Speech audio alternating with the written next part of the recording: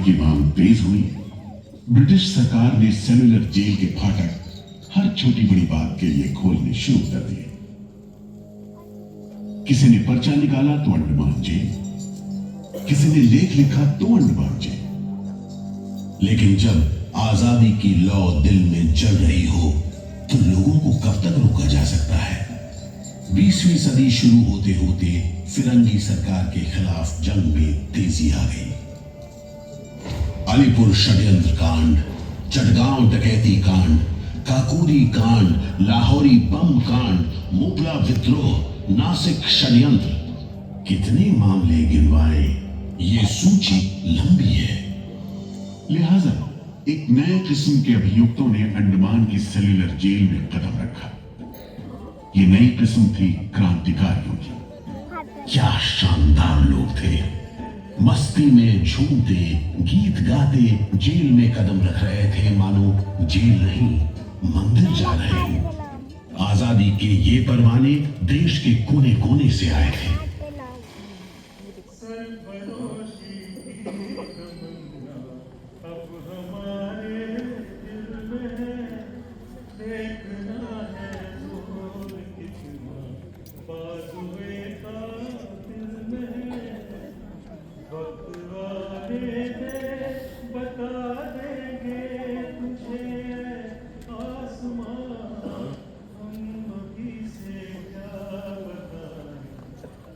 पंडित परमानंद शास्त्री, बटुकेश्वर दत्त हाजिर, सचिंद्र नाथ सान्याल हाजिर, उल्लासकर दत्त हाजिर, पृथ्वी सिंह आजाद, पृथ्वी सिंह आजाद हाजिर।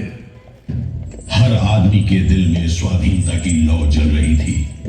इस जोत को बुझाने का काम ब्रिटिश सरकार ने जिस अफसर को सौंपा वो था सेल्युलर जेल का जेलर अली।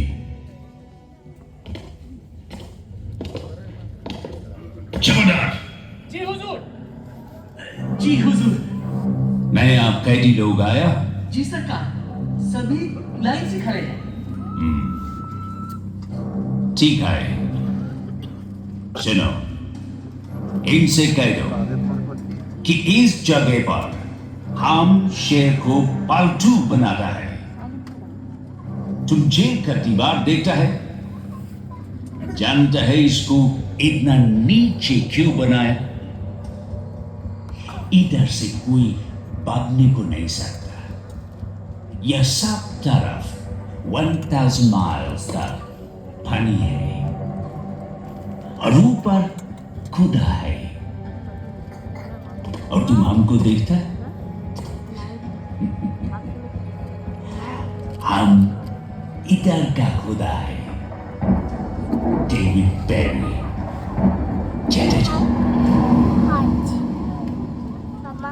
इस तरह कैदियों से ठस भरी जेल की गंदी सीलन भरी बदबूदार हवा में कैदियों का बंदी जीवन शुरू होता है। बेड़ियों की आवाज, वार्डनों की गाली गलौज और मार खाते कैदियों की चीख पुकार से गूंजते कोठरियों का दम घुटू माहौल कड़े से कड़े इंसान को तोड़ने के लिए काफी था। लेकिन इन कोठरियों में ऐसे बंदी भी आए जिन्हें ये माहौल हताश करने की बजाय जुल्म का मुकाबला करने की प्रेरणा देता रहा। वीर खुश है, बर्तन भी देखो कैसे टूटे फूटे, जंग से लाल और तेल से जुड़े हुए। सबसे ज्यादा कमी तो पानी की है। आज सुबह जब मैंने पानी मांगा, जमादार बोला दिन में 2 बार मिलेगा बस। अरे पीने लायक होता तो बात नहीं। इतनी बास मारता है कि नाक बंद करके पीना पड़ता है। इस खाने को कैसे खा सकते? कैदियों को गाली देना या पीटना मामूली बात थी, चाहे वो खा रहे हो या काम कर रहे हो। और काम न सिर्फ मुश्किल था बल्कि उसका कोटा भी तय था। 7 में से 4 खंडों की कोठरियों में तेल निकालने के उपकरण लगे थे।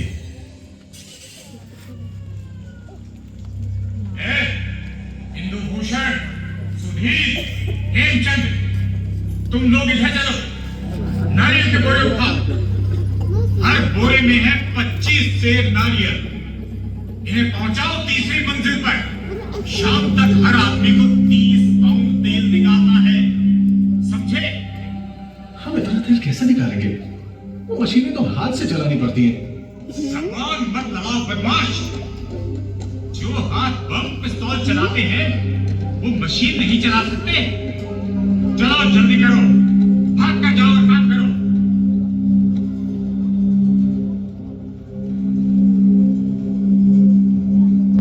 मेरा बात ध्यान से सुनो। जो आदमी काम नहीं करे उसको पेट लगाओ, समझा? सजा दो, कोई छूट नहीं दो, कोटा पूरा कराओ। लेकिन तमाम मारपीट और गाली गलौज के बावजूद यदि कैदी काम पूरा न कर पाते तब जो सजा मिलती वो किसी की भी हिम्मत तोड़ने के लिए काफी थी। जमादार जी हुजूर, इसको 2 दिन तक टाट का फर्दी बना। कल से इसका खाना बंद। जी, सिर्फ 2 का खाने दो। जी हुजूर, ये पहला बार काम नहीं पूरा किया जी, इस वास्ते जी इसको 1 हफ्ता हथकड़ी में रखो। जी हुजूर, ये बागी का बच्चा है, इसको बेड़ी डालो। इसको भी बेड़ी डालो 6 महीने तक। जी हुजूर। तुम अब तक 5 बार काम का कोटा पूरा नहीं किया, हम तुमको इस बदमाशी का मजा चखाएगा। जमादार जी हुजूर, इसको तन्हाई में रखो। जी सेक्रेटरी के पास जी कोठरी में काम दो। जी, और इसको पेट लगा। जी, और मारो, और मारो। नारे बोलेगा, बोल नारे, बोल बोल नारे, बोल नारे, जितनी ताकत है बोल नारे।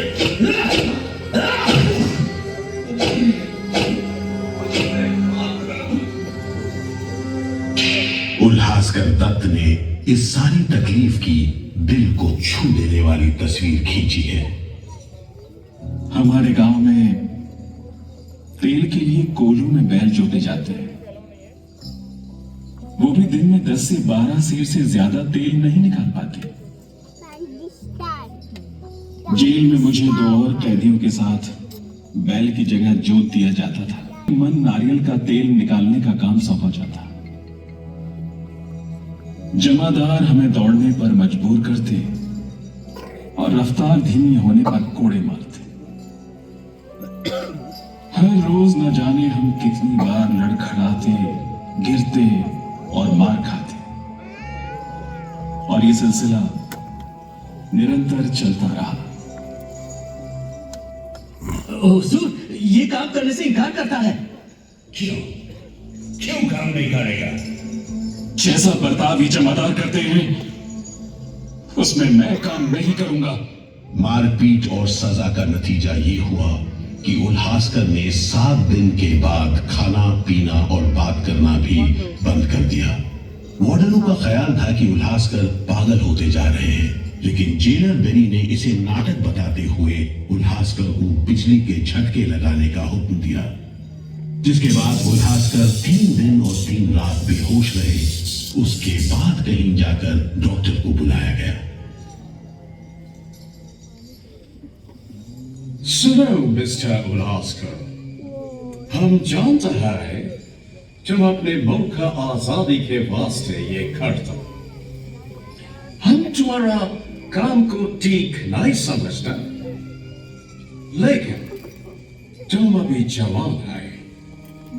एक दिन अपना सजा पूरा करके वापस अपना मुल्क जाएगा, तब अपना हाथ से जान क्यों लेता? क्या तुम डरपोक है? हम अपना सीनियर ऑफिसर का हुक्म नहीं बदल सकते, लेकिन तुम चाहेगा तो हम तुमको मेंटल हॉस्पिटल में भर्ती करा देगा। ठीक है, इन जानवरों के बीच रहने से पागलों के बीच रहना बेहतर होगा। उल्हासकर की सारी तकलीफ का जेलर डेविड बेरी पर कोई कोई असर नहीं हुआ। उल्हासकर के जाने के बाद बेरी ने वीर सावरकर को चिढ़ाते हुए पूछा, क्यों सावरकर, तुम भी पागलपन का बहाना करेगा क्या? तुम्हारे बाद मिस्टर बेरी। अच्छा। हाँ, बंदियों को छोड़ दो, बंदियों को छोड़ दो। और इस तरह कैदियों ने अपना आखिरी हथियार इस्तेमाल करना शुरू किया। हड़तालों का एक लंबा सिलसिला चल पड़ा, मगर ऐसे मामलों से जेलर बेरी और उसके अमले के रवैये में कोई खास फर्क नहीं पड़ा। कुल मिलाकर सेलुलर जेल के कैदी तकलीफ और बदसलूकी के बीच अपने दिन गुजारते रहे।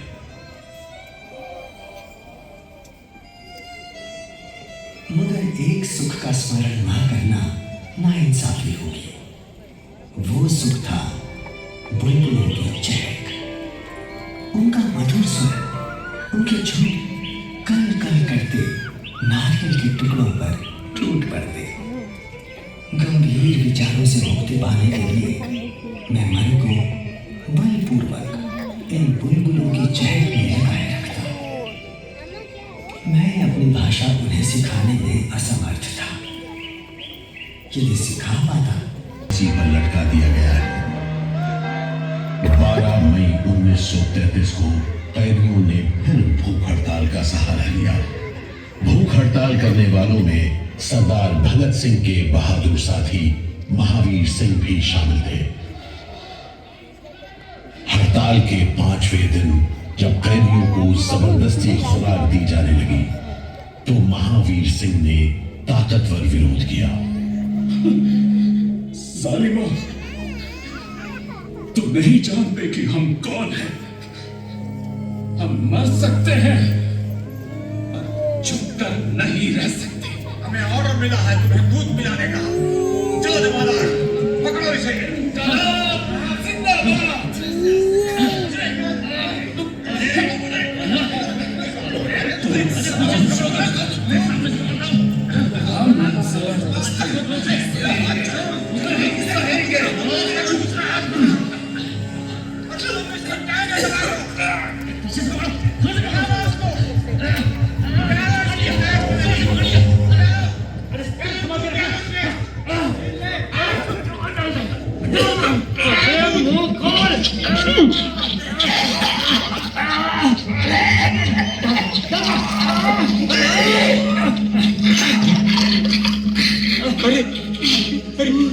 क्या हो गया? क्या हो गया?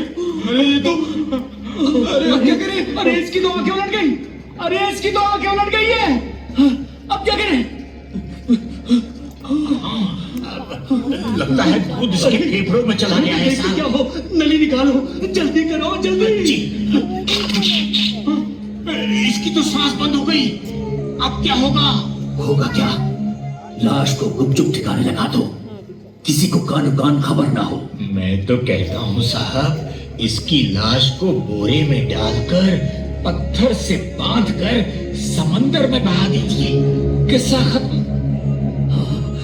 चलो बिपिन, ऐसा ही करो। छत पर ले जाओ उसे, झटपट ले जाओ। लेकिन ये खबर छिपी नहीं रह सकी। जब लोगों को पता चला तो देश भर में विरोध की भीषण लहर फैल गई।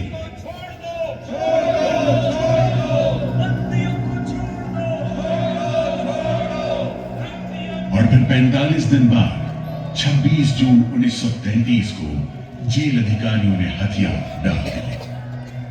लेकिन देश अभी भी गुलामी की जंजीरों में जकड़ा हुआ था। इन्हीं हालात में सन 1937 के संवैधानिक सुधार लागू किए गए और कांग्रेस ने अनेक प्रांतों में मंत्रिमंडल कायम किए। स्वाधीनता की तरफ बढ़ते कदमों में तेजी लाने के लिए अंडमान के सेलुलर जेल के बंदियों ने भी आवाज बुलंद की। बंदियों की रिहाई, स्वदेश वापसी और राजनीतिक बंदियों के लिए बेहतर सुविधाएं हासिल करने की मांग को लेकर 24 जुलाई 1937 को सेलुलर जेल के कैदियों ने सामूहिक अनशन शुरू किया।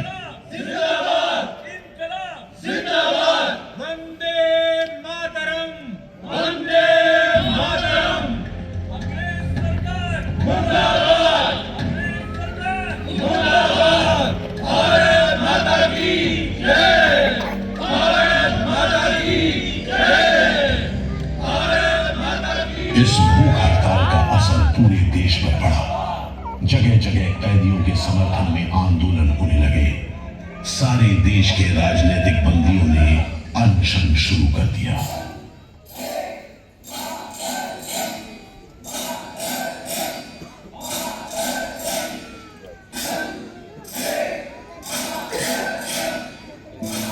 गुरुदेव रविंद्रनाथ ठाकुर और कांग्रेस की कार्यकारिणी की तरफ से जवाहरलाल नेहरू ने कैदियों से भूख हड़ताल समाप्त करने की अपील की और 28 अगस्त 1937 को गांधी जी ने सेल्यूलर जेल के बंदियों को तार से संदेश भेजा। मैं गुरुदेव रविंद्रनाथ टैगोर और वर्किंग कमेटी की राय में अपनी अपील भी जोड़ना चाहता हूं। आप सब हड़ताल वापस ले लें और हम पर भरोसा रखें। हम आपको राहत दिलाने के लिए पूरी कोशिश कर रहे हैं। कैदियों पर गांधी जी की इस अपील का बहुत असर पड़ा। सभी कैदियों ने आपस में सलाह करने के बाद जवाब दिया। देशव्यापी अपील और आपके संदेश ने हमारे दिलों को छू लिया है। हम इस भरोसे पर भूख हड़ताल मुलतवी कर रहे हैं कि सारे देश ने हमारी मांगों और हमारे उद्देश्य को अपना बना लिया है। वंदे मातरम। 36 दिन के संघर्ष के बाद एक बार फिर बंदियों की जीत हुई। नतीजे के तौर पर सितंबर 1937 से सेल्यूलर जेल के कैदियों की स्वदेश वापसी शुरू हुई। आखिरी जत्था जनवरी 1938 में रवाना हुआ और 80 साल बाद सेल्यूलर जेल राजनीतिक बंदियों से खाली हो गई और अंडमान द्वीप समूह के इतिहास का एक तकलीफदेह दौर खत्म हो गया।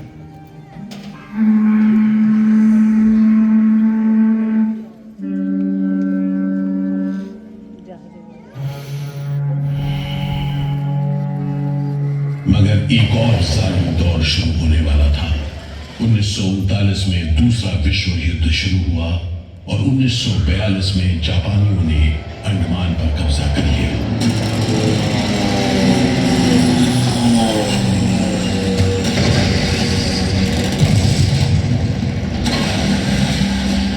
हालांकि अंडमान पर जापानियों का कब्जा सिर्फ 3 साल रहा, लेकिन इस अरसे में भी उन्होंने काफी जुल्म किया। हर आदमी उनकी नजर में अंग्रेजों का जासूस था। हर रोज खेतों से, दूर दराज के गांव देहात से दसियों लोग पकड़े जाते और मौत के घाट उतारे जाते।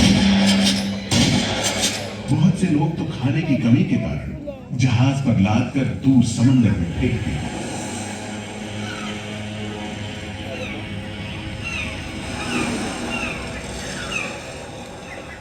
इसी दौरान नेताजी सुभाष चंद्र बोस अंडमान आए और जेल का मुआयना भी किया, मगर जापानी उन्हें जेल के उन हिस्सों में नहीं ले गए जहां वो सैकड़ों कैदियों को जासूस करार देकर तकलीफें पहुंचाते थे।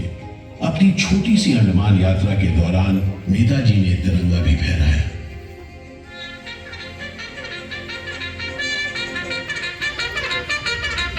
अगस्त 1945 में दूसरा महायुद्ध समाप्त हुआ और 3 साल 6 महीने 15 दिन के कब्जे के बाद अक्टूबर 1945 में अंडमान की जापानी छावनी में अंग्रेजों के आगे हथियार डाल दिए।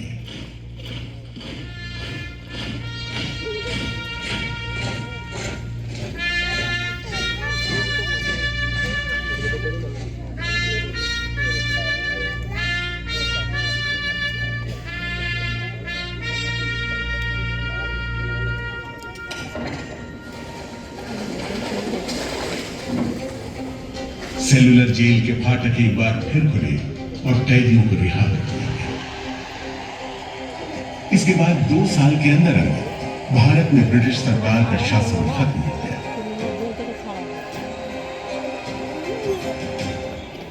अंडमान द्वीप समूह अब काला पानी के खौफनाक नाम से नहीं जाना जाता, लेकिन ये सारी तकलीफें जो आजादी के प्रेमियों ने यहां झेली, वो सारी कुर्बानियां जो देशभक्त वीरों ने यहां दी, आज भी देशवासियों के दिलो दिमाग पर छपी हुई है। इसीलिए अंडमान के भूतपूर्व राजनीतिक बंदियों के भातृत्व मंडल की इच्छा को स्वीकार करते हुए भारत सरकार ने 30 अप्रैल 1969 को घोषणा की कि सेलुलर जेल को राष्ट्रीय स्मारक के रूप में सुरक्षित रखा जाएगा। भारत की आजादी के दीवानों ने जो अमानवीय यातनाएं इस कारागार में सही, ताकि भारतवर्ष आजादी की उन मुक्त हवाओं में सांस ले सके, उन बलिदानों को आने वाली पीढ़ियां भूल नहीं पाएंगी।